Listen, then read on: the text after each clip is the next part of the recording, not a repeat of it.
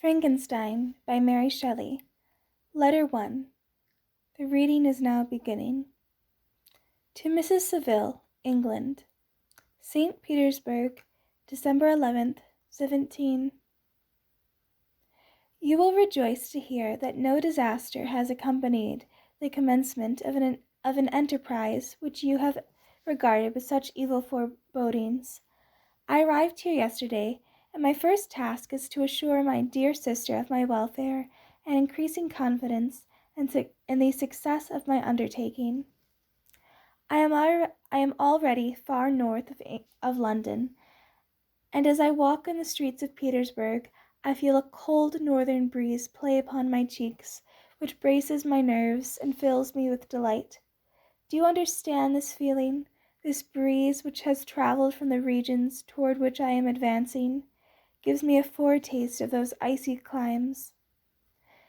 Inspirited by this wind of promise, my daydreams become more fervent and vivid. I try in vain to be persuaded that the pole is the seat of frost and desolation. It ever presents itself to my imagination as the region of beauty and delight. There, Margaret, the sun is forever visible. It is broad disk just skirting the horizon and diffusing a perpetual splendor. Therefore, for with your leave, my sister, I will put some trust in preceding navigators. There snow and frost are banished, and, sailing over a calm sea, we may be wafted to a land surpassing in all wonders and beauty every region hitherto discovered on the habitable globe.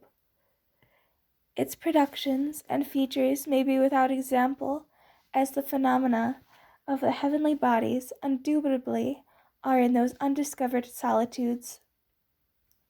What may not be expected in a country of eternal light?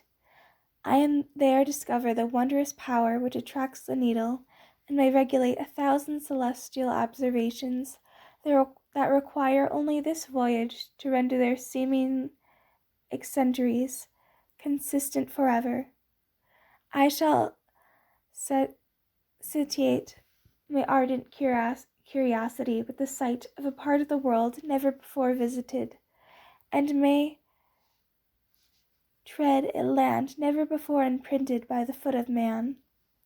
These are my enticements, and they are sufficient to conquer all fear of danger or death, or to induce me to commence this laborious voyage with the joy a child feels when he embarks in a little boat with his holiday mates on an expedition of discovery upon his native river. But supposing all these conjectures to be false, you cannot contest the inestimable benefit which I shall confer of all mankind to the last generation by discovering a passage near the pole to those countries, to reach which at present so many months are requisite, or by asserting the secret of the magnet, which, if at all possible, can only be effected by an undertaking such as mine. These reflections have dispelled the agitation with which I began my letter, and I feel my heart glow with an enthusiasm which elevates me to heaven, for nothing contributes so much to tranquilize the mind as a steady purpose, a point on which the soul may fix its intellectual eye. This expedition has been the favorite dream of my early years. I have read with ardor the accounts of the various voyages which have been made in the prospect of arriving at the North Pacific Ocean through the seas which support the pole. You may remember that a history of all the voyages made for purposes of discovery composed the whole of our good Uncle Thomas's library. My education was neglected, yet I was passionately fond of reading. These volumes were my study day and night, and my familiarity with them increased that regret which I had felt as a child on learning that my father's dying injunction had formidable my uncle to allow me to embark in a seafaring life. These visions faded when I pursued for the first time those poets whose effusions entranced my soul and lifted it to heaven. I also became a poet, and for 1 year lived in a paradise of my own creation. I imagined that I also might obtain a niche in the temple where the names of Homer and Shakespeare are consecrated. You are well acquainted with my failure, and how heavily I bore the disappointment. But just at that time I inherited the fortune of my cousin, and my thoughts were turned into the channel of their earliest bent. 6 years have passed since I resolved on our present undertaking. I can, even now, remember the hour from which I dedicated myself to this enterprise. I commenced by enduring my body to hardship. I accompanied the whale fishers on several expeditions to the North Sea.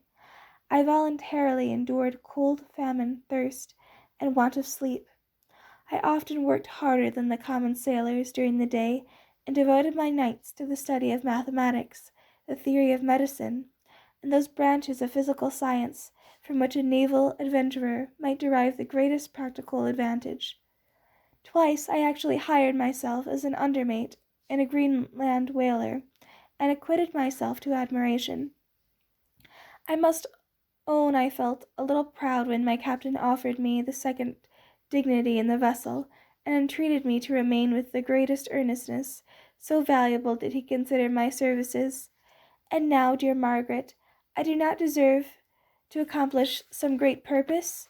My life might have been passed in ease and luxury, but I preferred glory to every enticement that wealth places in my path.